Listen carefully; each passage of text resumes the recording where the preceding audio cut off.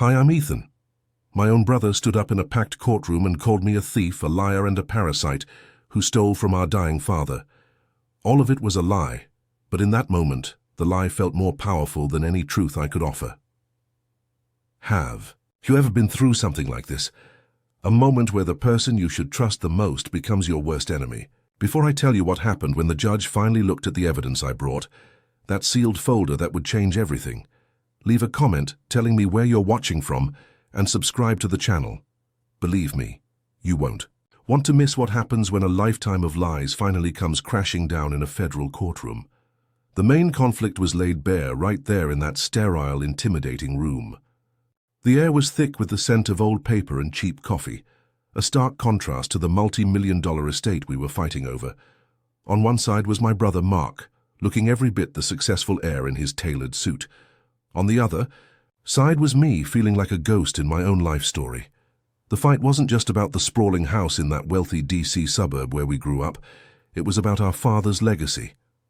Mark claimed I had manipulated our dad, a decorated military officer, in his final days to forge a will that left me everything. He was painting a picture of me as a villain, and for a while it seemed like everyone was buying it. Mark's performance was flawless. He had always been the eloquent one, the one who knew how to charm a room. As he spoke, he'd gesture with his right hand, making sure everyone saw the gold Rolex on his wrist, our father's watch. He had driven to court in our father's pristine Mercedes, parking it brazenly at the front. He wasn't just using these things, he was wearing them like a costume, a symbol of the inheritance he believed was rightfully his. Every time the light caught the watch, it felt like a punch to the gut. It was a constant glittering reminder that he had already taken possession of our father's life, and now he was coming for his honor, and mine along with it. This wasn't just a private, family dispute that had spilled into court. Mark had made sure it was public. He'd orchestrated a smear campaign, feeding carefully crafted stories to anyone who would listen. I'd get calls from distant relatives, old family friends, all repeating the same lines, that I was a coward, who had never amounted to anything, a parasite who had leached off our father his whole life. They'd heard I was living in the house without a job, taking advantage of a sick old man. Each phone call, each sympathetic but judging look from a neighbor was another turn of the knife. Mark was systematically erasing who I was and replacing it with a monster of his own creation. Sitting there listening to his lawyer repeat these accusations, a cold numbness spread through me. It was a strange feeling, a mix of white-hot anger and a deep, hollow sadness. This was the same brother I'd built forts with in the backyard of that very house, the same brother who taught me how to throw a baseball. Now he looked at me with a hatred so pure it was terrifying. It wasn't about the money anymore, not really. It was about the fact that he was willing to desecrate our father's memory, to twist his final wishes into something ugly and transactional, all for the sake of greed. The betrayal was so profound it felt like it was rewriting my own past. I remember one Christmas years ago when we were just kids. Dad had given us each a simple engraved compass. He told us it was so we would never lose our way, not just in the woods, but in life. He said our integrity was our true north. I still had mine tucked away in a drawer. I wondered if Mark even remembered his. Looking at him now, so confident in his lies, I realized he hadn't just lost his compass. He had willfully smashed it to pieces. The man sitting across the aisle wearing our father's watch like a trophy was a stranger to me, a hollowed-out version of the brother I once knew. Our father was not a man who could be easily fooled or manipulated.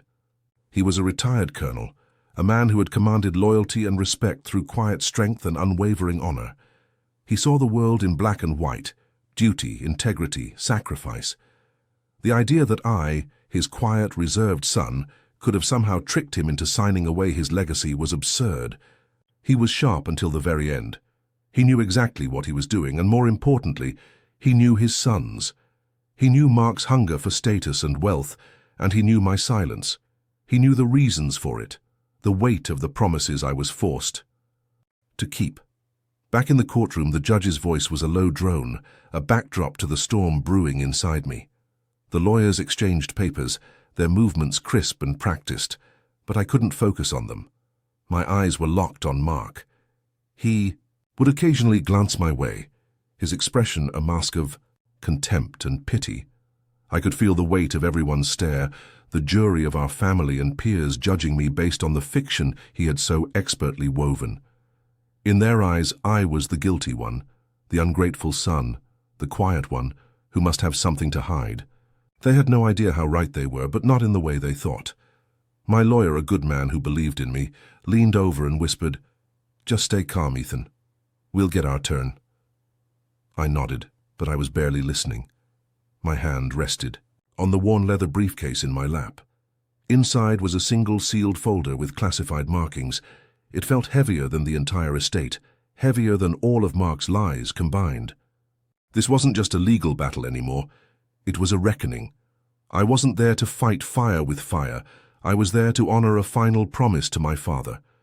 A strange sense of calm washed over me. The truth didn't need to be shouted. It just needed to be seen. And soon everyone in this room would see it. Mark's lawyer began, his voice smooth and practiced, painting a picture of my father as a frail, confused old man in his final months. He used words like undue influence and cognitive decline, legal terms that felt like sterile weapons designed to strip my father of his dignity. I sat there, listening to this stranger describe the last days of the strongest man I ever knew as a period of weakness and vulnerability. It felt like a second death. They weren't just trying to take a house from me. They were trying to rewrite my father's final chapter, turning a story of honor and quiet strength into a cheap drama about a senile old man and his greedy, manipulative son.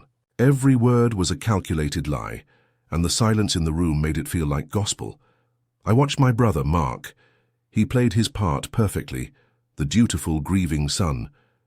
He'd dab at his eyes with a handkerchief, then let his hand rest on the table, making sure that gold Rolex, our father's watch, was visible to everyone.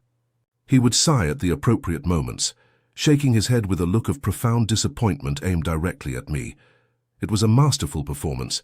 He had always been the actor in the family, the one who could charm his way out of any trouble. Now he was using that talent to dismantle my life, piece by piece, right in front of an audience of our own family. The contempt in his eyes was so real, so potent, that for a split second I almost believed his version of the story myself. It was a chilling testament to how completely he had severed the bond we once shared. My mind kept flashing back to Dad, just 6 months before he passed. We were in his study, the room filled with the scent of old books and leather. He was going over geopolitical maps, his mind as sharp as a tack, debating foreign policy with the same intensity he had as a colonel. This was the man Mark's lawyer was describing as mentally incompetent, a man who could pinpoint troop movements on a satellite image, but supposedly couldn't understand his own will. The absurdity of it was staggering. He wasn't a victim. He was a commander until the very end. He had made his choices with a clear mind and a heavy heart, fully aware of the consequences. He knew Mark. He knew his insatiable appetite for the symbols of success. And he knew me, the quiet son who carried the weight of a different kind of duty. The worst part was looking out into the gallery. I saw my Aunt Carol, who used to bake me cookies as a kid, now looking at me with cold pity. My father's old bridge partners, men who had known me since I was born, wouldn't meet my gaze. Mark had done his work well. He had spent weeks poisoning the well, calling everyone with his carefully crafted narrative of my betrayal. I was the black sheep, the failure, who had swooped in at the end to take what the successful son deserved. I could feel their judgment like a physical force pressing down on me. In this room I wasn't Ethan, their nephew, their friend's son. I was a caricature, a villain they had been taught to despise. The loneliness was suffocating, a silent, airless chamber, built by my own brother's words. Then Mark's lawyer called a former housekeeper to the stand, a woman I remembered being kind, someone who always had a smile for me. But her face was a stony mask now. She recounted a story, her voice trembling with practiced sincerity, about how she'd overheard me, arguing with my father demanding money. It was a complete fabrication, a scene plucked from a bad soap opera. I had never argued with my father about money in my life. We argued about politics, about the state of the world, but never that. I felt a wave of nausea. Mark hadn't just lied himself. He had coerced others into lying for him. He was building his case on a foundation of rotten wood and paid for testimony, and the structure was holding up under the weight of the court's solemnity. A hot, useless rage burned in my throat. I wanted to stand up and scream. I wanted to call them all liars, to expose the whole charade for the ugly, greedy theatre it was. But then I'd feel the memory of my father's hand on my arm, his voice weak but firm. Honor isn't loud, son. It's what you do when no one is watching. You hold the line. You keep your word. The promise I made to him on his deathbed was a shield, but it was also a cage. It forced me into this agonizing silence, making me appear guilty. I had to let Mark throw every punch, knowing I held a truth that could end the fight in an instant. But the time wasn't right. My father's orders were clear, only when there was no other way. This was a test of discipline he had prepared me for. My entire life. During the lunch recess, the injustice became even more stark. I sat alone on a hard wooden bench in the hallway, eating a stale sandwich from a vending machine. Across the cavernous marble hall, Mark was surrounded by our relatives. He was the center of attention, accepting hugs and sympathetic pats on the shoulder. He was laughing at something one of our cousins said, the sound echoing in the sterile space. He was holding court, solidifying his position as the victim, the righteous heir. They were all on his side, a loyal army he had recruited with whispers and lies. Seeing him there, so comfortable in his deception, so celebrated for his cruelty, was more painful than any lie told on the witness stand. He hadn't just taken my inheritance, he had taken my family. When we returned to the courtroom, the atmosphere had shifted. The housekeeper's testimony had landed. You could feel it. The judge now looked at me with an expression that was less neutral, more skeptical. My own lawyer seemed to be fighting an uphill battle, his objections met with impatient sighs. I felt the tide turning against me, the slow, inevitable pull of a verdict built on falsehoods. Mark seemed to sense it too. He sat up straighter, a smug, almost imperceptible smile playing on his lips. He was winning. In his mind, the house, the money, the status, it was all but his. He had successfully painted me as a parasite, and now he was just waiting for the court to officially fumigate his life of my presence. The injustice was no longer just an accusation. It was becoming a fact in the eyes of the law. My lawyer did his best on cross-examination, pointing out inconsistencies in the housekeeper's story. But the emotional damage was done. She played the part of a loyal employee, scared of me, loyal to my father's true memory. It was a disgusting, brilliant move by Mark. He knew that in a family dispute, emotion often carries more weight than fact. He was selling a story, and it was a simple one, good son versus bad son. It didn't need to be perfectly logical, it just needed to feel right to people who wanted a simple answer. And my silence, my refusal to engage in the mudslinging, was being interpreted as guilt. Every moment I honored my father's final wish, I was digging my own grave in that courtroom. The final phase of the hearing began. The lawyers were making their closing arguments.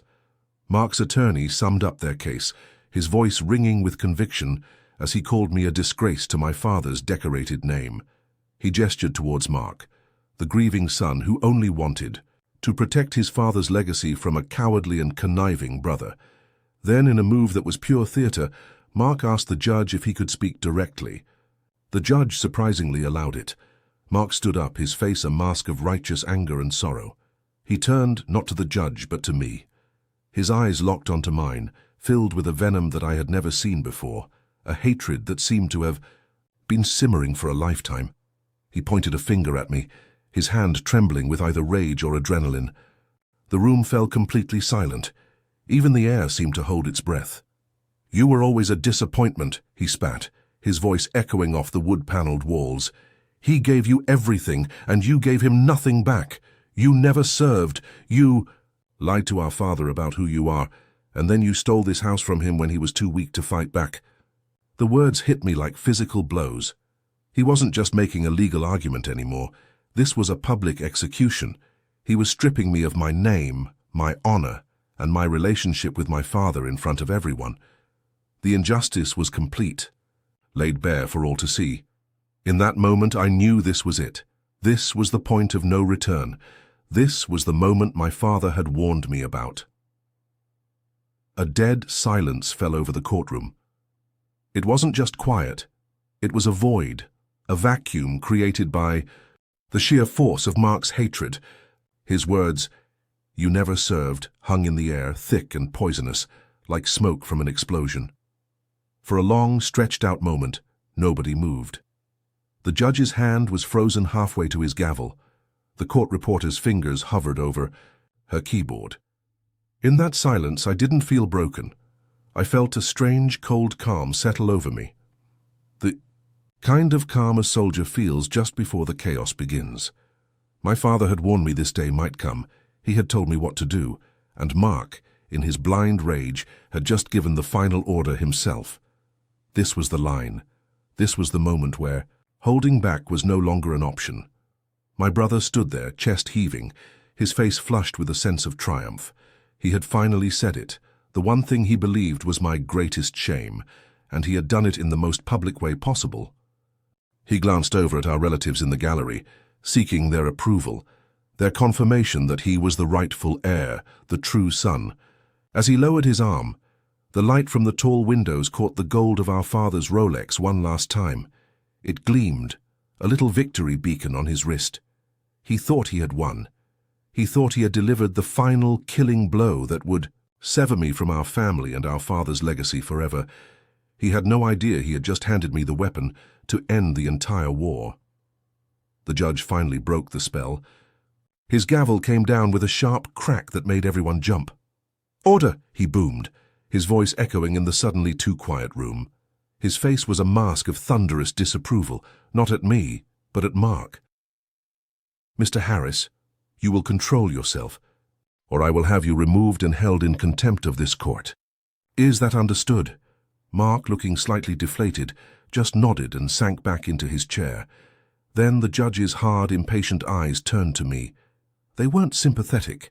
They were demanding. He was waiting for my defense, my denial, my emotional outburst to match my brother's. The entire room was waiting for me to fight back, to yell, to cry, to do something, anything. My lawyer, a good man named David, leaned in close, his voice a frantic whisper in my ear. "Ethan, for God's sake, say something. Tell them it's a lie. We can sue for slander. We need to respond right now." He was right. From a legal standpoint, my silence was damning. Every second I sat there, unresponsive, was another nail in my coffin, another person in the room concluding that Mark's accusations must be true. Why else wouldn't I defend myself? But I just shook my head slightly, my eyes fixed on the grain of the wooden table in front of me. I could hear my father's voice, weak but clear from his hospital bed. "Let them make all the noise they want. Son, true honor doesn't need to shout. You just hold your position until it's time to act."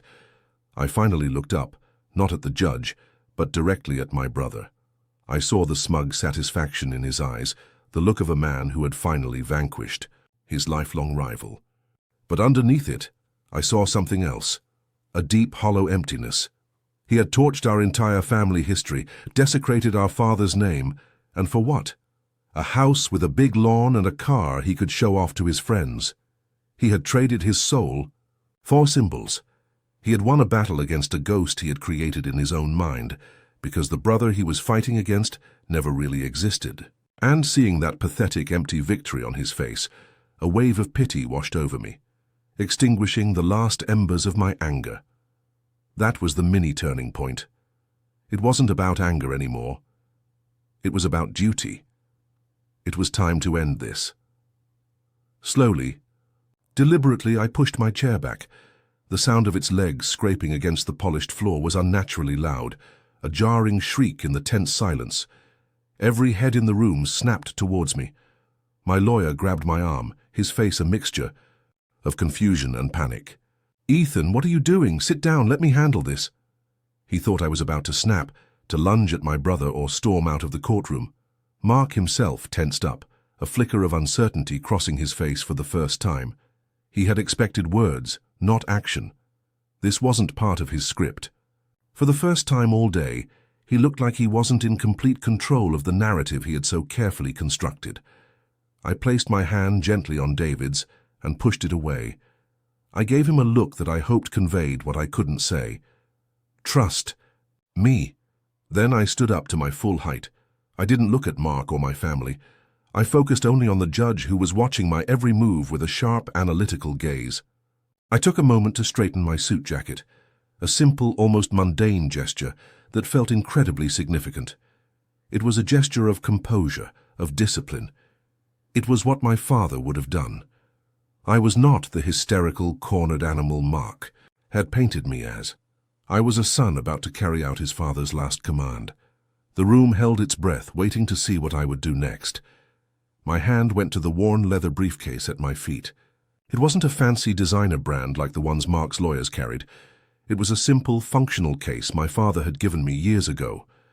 The quiet, solid clicks of the two latches opening echoed through the courtroom.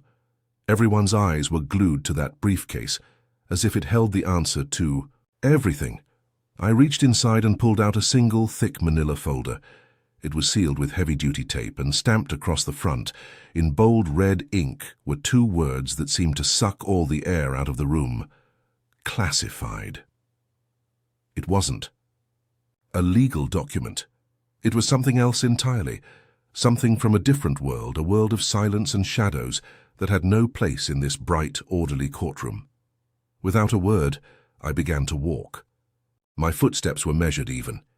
Each step on the marble floor was a steady, rhythmic beat, counting down to the end of my brother's fantasy.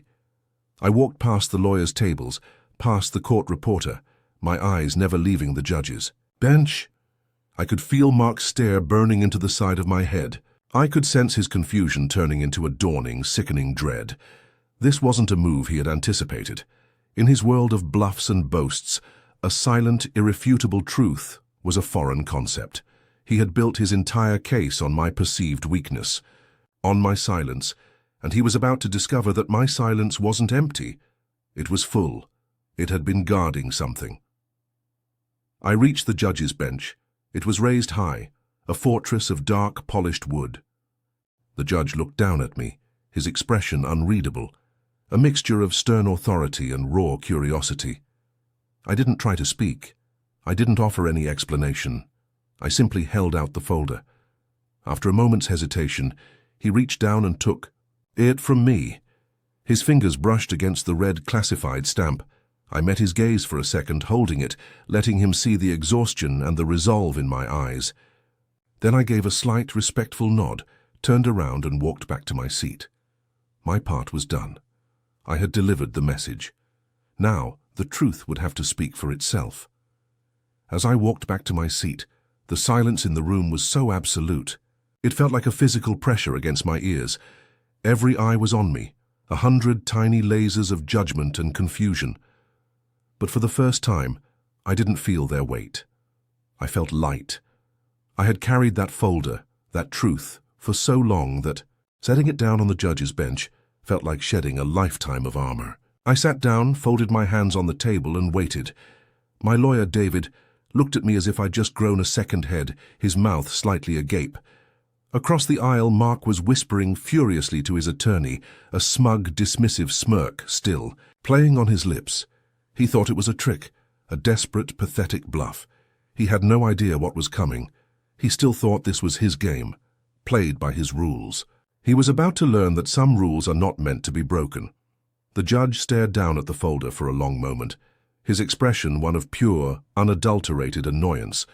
He was a man who clearly did not appreciate courtroom theatrics. He picked it up with 2 fingers, as if it were something distasteful he'd found on his shoe. I could see him preparing a lecture, a stern reprimand for wasting the court's time with such a dramatic, unprofessional display. He sighed, a heavy, impatient sound that echoed in the stillness, and looked directly at me with a glare that promised a swift and painful lesson in contempt of court. He clearly believed I had just sealed my own fate, handing him the final piece of evidence he needed to rule against me. In his mind, this was the final act of a desperate man, and he was not impressed. He was ready to bring the hammer down, and my little stunt was just going to make it fall harder. With a look of weary obligation, he broke the seal. The sound of the thick tape ripping was like a gunshot in the silent room, making several people in the gallery jump. He pulled out the first sheaf of papers, his eyes scanning the top page with a practiced, dismissive speed. Then he stopped. His eyes darted back to the top of the page, reading it again, slower this time. A deep frown line appeared between his eyebrows. It wasn't a frown of anger anymore. It was a frown of intense concentration, of disbelief. He lifted the page closer to his face, his lips moving silently as he read. The air in the room shifted. The certainty of a moment ago began to evaporate, replaced by a thick, humming cloud of uncertainty. Something was wrong with the narrative. The story everyone had been told was starting to unravel, right there in the judge's hands. I risked a glance at Mark. The smirk was gone. He was leaning forward, his hands gripping the edge of his table, his knuckles white. He was trying to read the judge's expression from across the room, his own face a mask of confusion. His lawyer was still whispering to him, but Mark wasn't listening. His entire focus was on that bench, on that folder. The gold Rolex on his wrist seemed to have lost its luster, now just a piece of metal on the arm of a man who was rapidly losing control.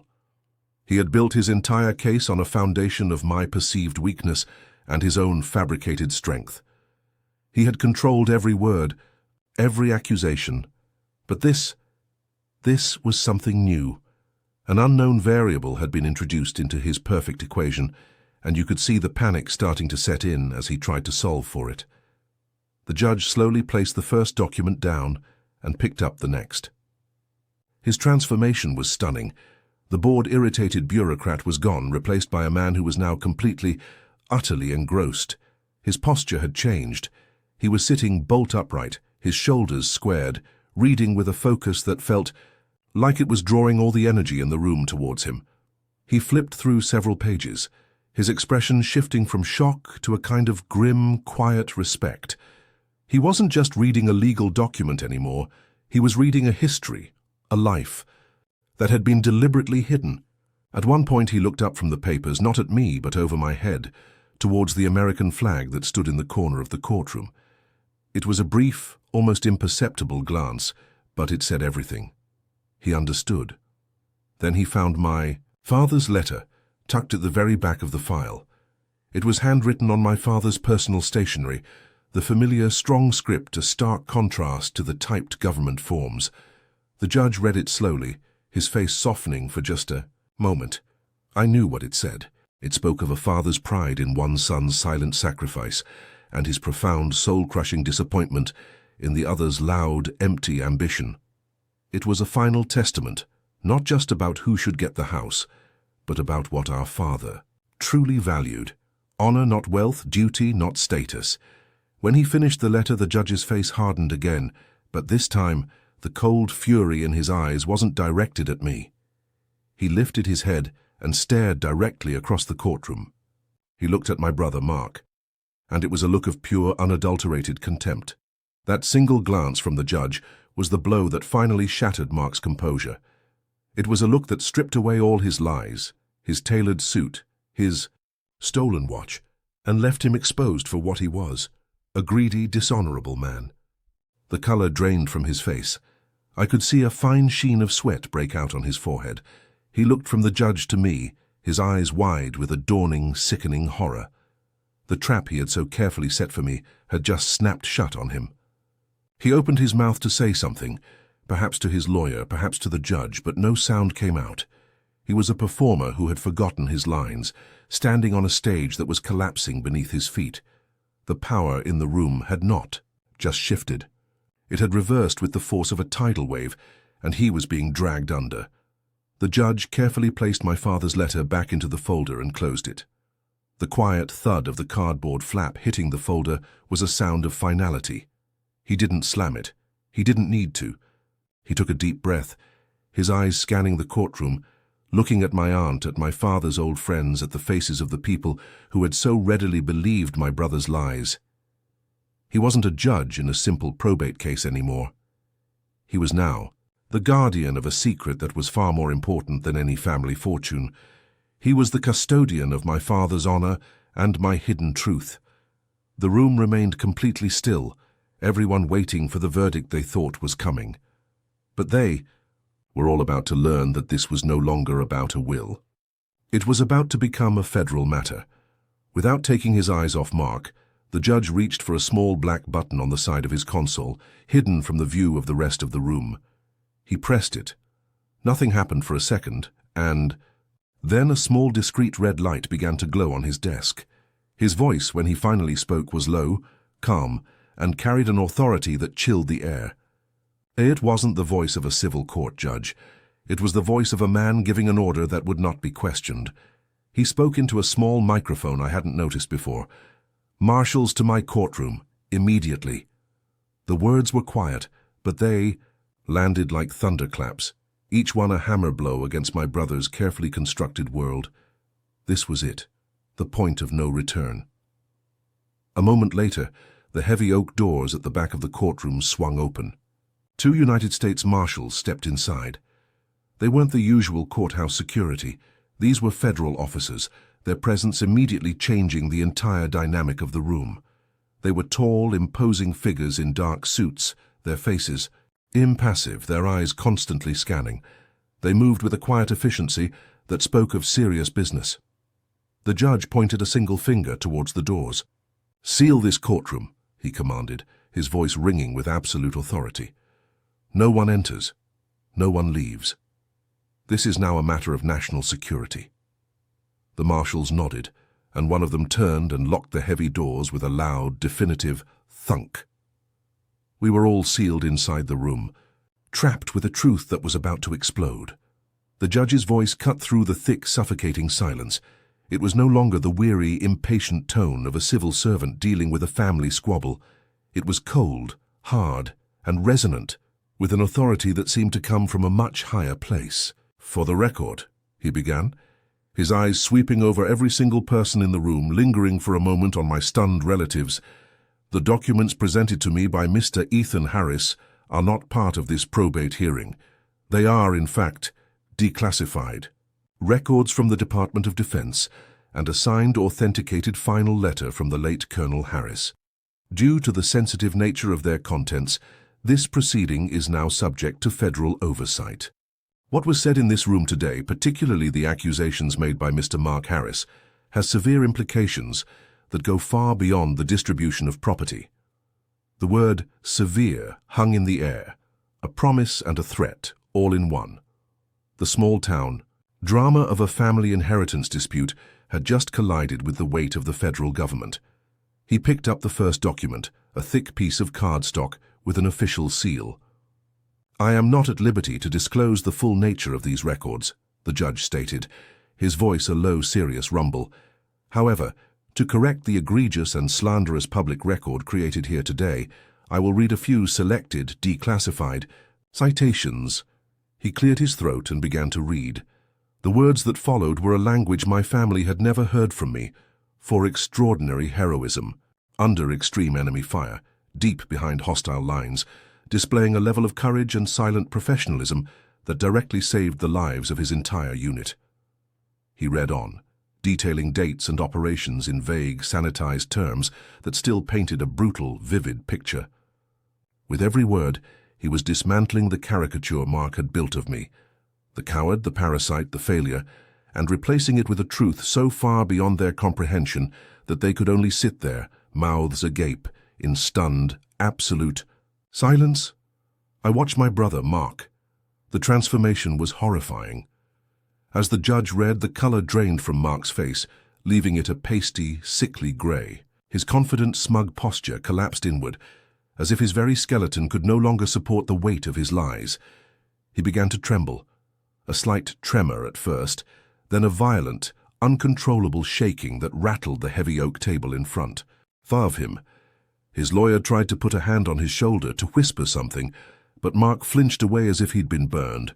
He was staring at me now, his eyes wide with a terror that was primal. It was the look of a man who realized he hadn't just been caught in a lie, but had unwittingly stumbled into a minefield he never knew existed. The gold Rolex on his wrist was just a gaudy shackle now, a symbol of the shallow world he had sacrificed everything for, a world that was currently ceasing to exist around him. The shockwave rolled through the gallery, hitting my relatives one by one. I saw my Aunt Carol, who had looked at me with such pity, now cover her mouth with a hand that trembled. Her eyes were wide, filled with tears of what looked like shame. My father's old military buddies, men who had avoided my gaze all day, were now sitting ramrod straight, their faces etched with a dawning, profound respect. They understood the language the judge was speaking. They understood the meaning of silent professionalism. They knew the kind of sacrifice it entailed. In a matter of minutes, I had gone from being the family disgrace to the keeper of a sacred, hidden honor. Their judgment, which had felt like a physical weight just moments before, had vanished, replaced by a heavy, palpable silence of their own collective regret. They hadn't just misjudged me. They had betrayed the very principles my father and I had lived by. The judge set down the military records and picked up my father's handwritten letter. "And now," he said, his voice softening slightly, "a final statement from Colonel Harris himself, dated 2 weeks before his passing." He held up the letter for a moment, letting the familiar, strong handwriting be seen. Then he began to read my father's final words aloud. "To my son Ethan, I write this knowing you will only ever show it if your brother's greed forces your hand. I have never been able to say it aloud, but my pride in you is boundless. You chose a path of quiet, anonymous service, a path of true honor that asks for nothing and gives everything. You have borne the weight of secrecy and the misunderstanding of your family with a strength I have rarely witnessed. This house, this legacy, is not a reward. It is a sanctuary, a place of peace you have more than earned. It is yours, unconditionally." The judge's voice cracked ever so slightly on the last word. He paused, letting the weight of our father's pride settle over the room before continuing with the second part of the letter. His voice hardened again as he read the words meant for my brother. "As for Mark," he read, "I have watched his ambition curdle into a poisonous greed. He worships the symbols of success, the cars, the watches, the status, but has no understanding of the sacrifice that true success is built upon. He sees honor as a performance, not a principle. To leave him my legacy would be to betray everything I ever stood for. It would be a lie. He has chosen his own path, one paved with empty things. I pray he one day finds his way back, but my duty is to protect the honor of this family, an honor that now rests solely with you, Ethan." The words were a posthumous indictment, a final, devastating judgment from the one man whose approval Mark had craved his entire life. That was what finally broke him. Mark shot to his feet, his chair screeching backward and toppling over with a loud crash. "No!" he screamed, his voice a raw, ragged shriek of pure desperation. "It's a lie, a forgery. He's been planning this. He tricked him. He tricked all of you." He pointed a shaking finger at me, his face contorted into a mask of pathetic, impotent rage. It was the last dying gasp of his narrative, the final, frantic attempt to wrestle back control of a story that had spun completely away from him. The 2 U.S. Marshals, who had been standing impassively by the door, took 2 synchronized steps forward. They didn't draw their weapons. They didn't need to. Their silent forward movement was more intimidating than any threat. The entire room was frozen, watching the complete and utter self-destruction of a man who had, until 10 minutes ago, held all the power. The judge didn't even raise his voice. He simply looked at Mark with an expression of such profound disappointment and disgust that it seemed to physically push my brother back a step. "Sit down, Mr. Harris," he commanded, his voice low and dangerous. "These documents were authenticated by my clerk through secure military channels the moment I received them.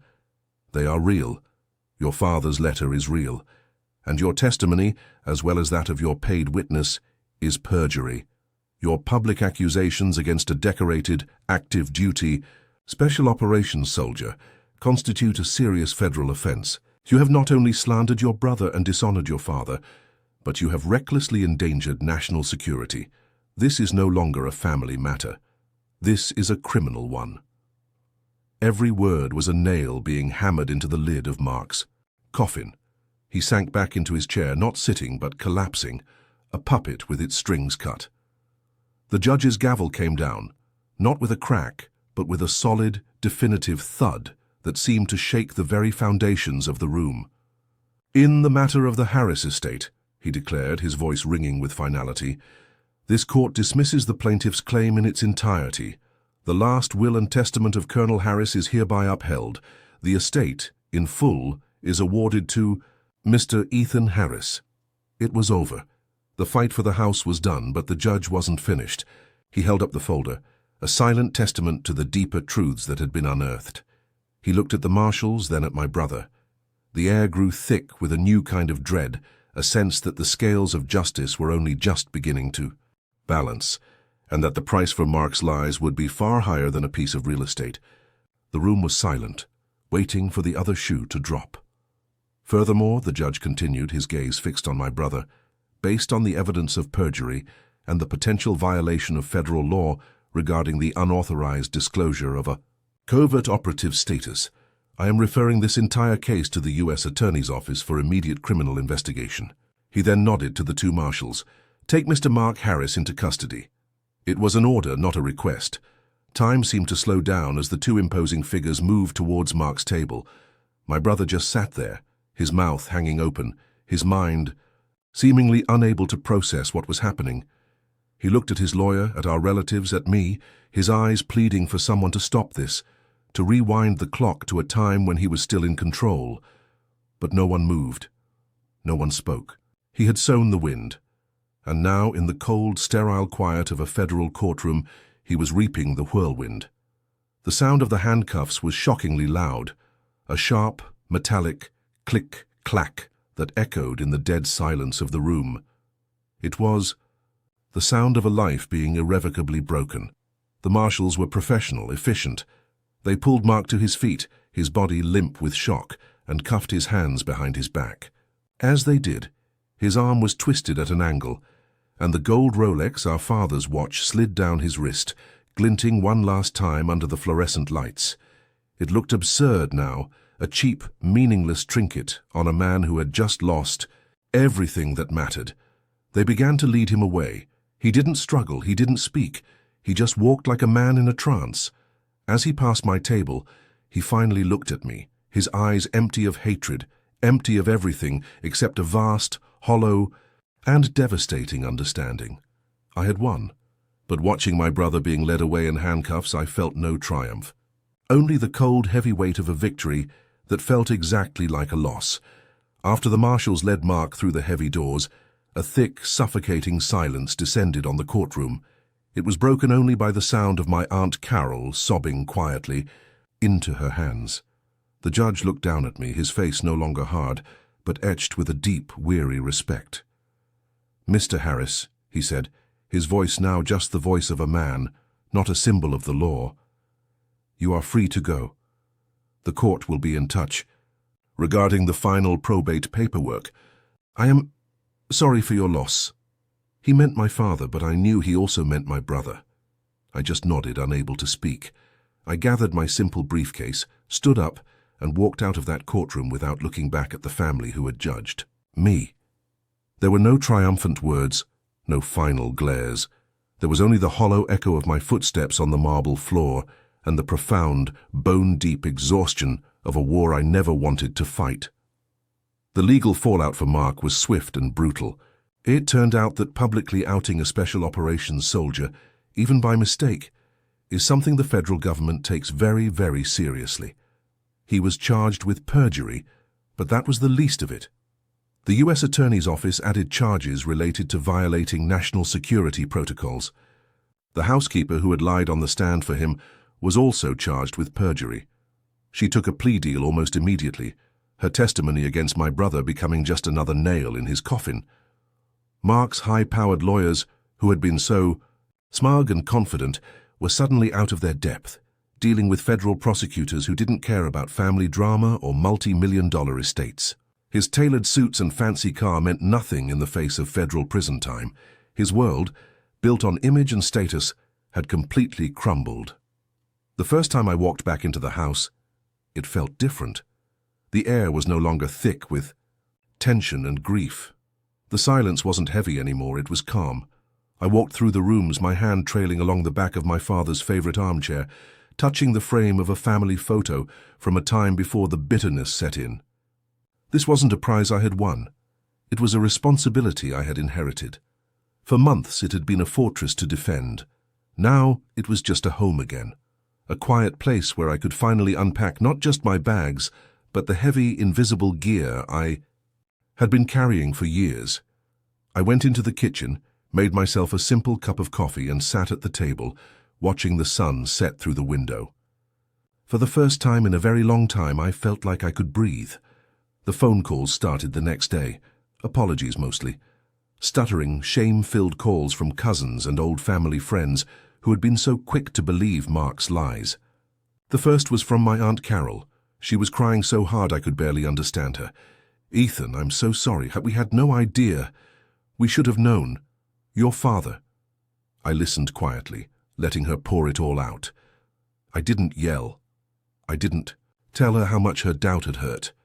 I just said, "I know, Aunt Carol, it's over now." I accepted her apology and the others that followed. But something had broken, a trust that could never be fully repaired. They were still my family, but a line had been drawn. They now knew there was a part of my life, a part of my father's legacy, that they would never truly understand. A week later, a representative from Mark's legal team called to arrange for the collection of his belongings from the house. They mentioned the Mercedes still parked in the driveway and asked about some personal effects, specifically mentioning our father's Rolex. I told them they could come get his clothes, but the car and the watch were part of the estate. Next day, I had the Mercedes professionally detailed and sold it to a dealership. I took the check and donated the entire amount to a fund for Gold Star families. Then I took the Rolex, that symbol of everything Mark had wanted, and I mailed it to the Walter Reed National Military Medical Center with an anonymous note asking that it be given to a young soldier who had lost more than just time. I didn't want those things in my house. They were tainted by greed, and I needed to cleanse my father's home of that poison. My life didn't change dramatically on the outside. I didn't suddenly become a different person. The secret was out, but only within the sealed confines of that courtroom. To the rest of the world, I was still just Ethan Harris, the quiet guy who lived in his late father's house. But on the inside, everything was different. The weight was gone. I started working on the house, fixing the leaky faucet in the guest bathroom that I'd been meaning to get to, restaining the deck out back. Simple, physical tasks that felt grounding. It was my way of making the house mine, not just by law, but by labor. I was putting my own sweat and care into the foundation, just as my father had. I was no longer a ghost in my own home. I was its keeper. One afternoon, while cleaning out a dusty box in my father's study, I found it, the simple engraved compass he had given me when I was a boy. I held it in my palm, the metal cool against my skin. The needle quivered for a moment and then settled, pointing steadily north. I remembered his words, "Your integrity is your true north." I realized then that the house, the money, none of it was the real inheritance. The real inheritance was that lesson.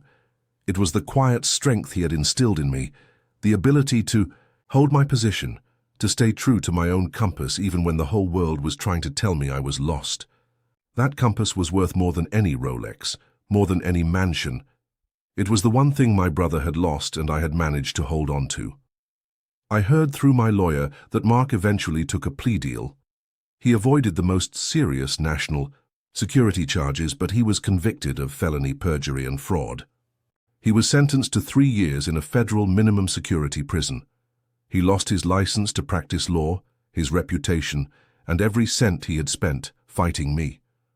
His life, as he knew it, was over. There was no victory in hearing that news. There was only a profound, hollow sadness for the brother I used to build forts with in the backyard, the boy who had somewhere along the way traded his compass for a broken watch. He had been so desperate to win our father's legacy that he had completely destroyed his own. Now, years later, the house is quiet. The ghosts of that battle are long gone. Sometimes I sit in my father's study, the room where he taught me about honor and duty, and I look out the window at the old oak tree in the backyard. I think about the 2 boys who used to play under it, and the 2 men they became. My life is not one of public glory or recognition. It is a life of peace, of quiet purpose. I honored my promise. I held the line. The truth, in the end, didn't need me to shout. It just needed me to stand aside and let it speak for itself. And its voice, though quiet, was more powerful than all my brother's rage and all his lies. It was the only voice that ever truly mattered. If you know someone who needs to hear this message of self-confidence, please share this video with them. Don't forget to subscribe for more stories about finding your own path, even when it's not what others expect. Thank you for listening.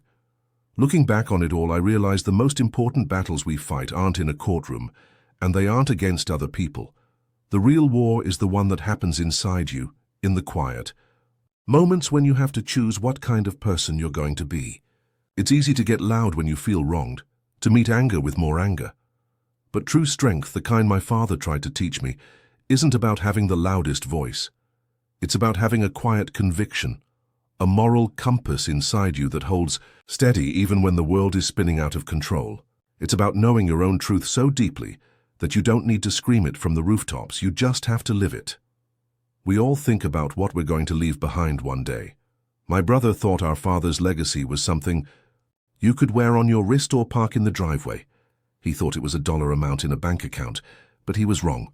A real legacy isn't made of things you can touch. It's made of the principles you live by, the honor you protect, the quiet sacrifices you make when no one is watching. That's the inheritance that truly matters. It's not given to you in a will. It's a choice you make every single day. You choose to carry that honor forward, or you choose to trade it for something shiny and hollow. Family betrayal leaves a scar that never fully fades. It's a unique kind of pain, a wound that comes from the one place you're supposed to feel safe. But what I learned is that you can't let someone else's broken compass shatter your own. You can't control their greed, their jealousy, or the lies they choose to believe. All you can control is your response. You can choose to stay true to who you are, to hold on to your integrity even when it feels like you're holding it alone. The ultimate victory isn't in proving them wrong. It's in refusing to let their darkness extinguish your own light. In a world that never stops talking, we've forgotten the power of silence. We see it as weakness, as surrender. But sometimes, silence is the most powerful weapon you have. It's the discipline to hold your ground when every instinct is telling you to attack. It's the confidence of knowing that a lie, no matter how loud, eventually exhausts itself, while the truth just waits. My silence in that courtroom wasn't empty. It was full of respect for my father, full of the weight of my promise. It was a shield, and in the end it was the one thing my brother's noise couldn't break through. I won the house, but I lost my brother. There was no celebration, no feeling of triumph when that gavel came down. Because what I learned is that some victories cost too much. They leave you standing alone on the battlefield, surrounded by the wreckage of what used to be your life. The real win isn't about crushing your opponent. It's about walking away from the fight with your soul intact. It's about being able to look at yourself in the mirror the next day and recognize the person staring back. That's a victory no court can give you and no one can ever take away. So, what I really want to leave you with is this. Find your own true north. Don't let the world tell you what success or honor should look like. It's not about the car you drive, the title you have, or the approval you get from others. It's about the quiet, unwavering integrity you carry inside you. That is your real worth.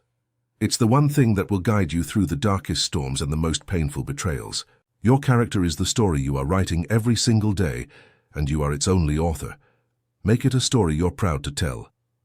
If this story resonated with you, if you've ever had to fight a silent battle of your own, please share it with someone who might need to hear that their quiet strength is more than enough. Subscribe for more stories about navigating life's toughest challenges and finding your own way. Thank you for giving me a space to share mine.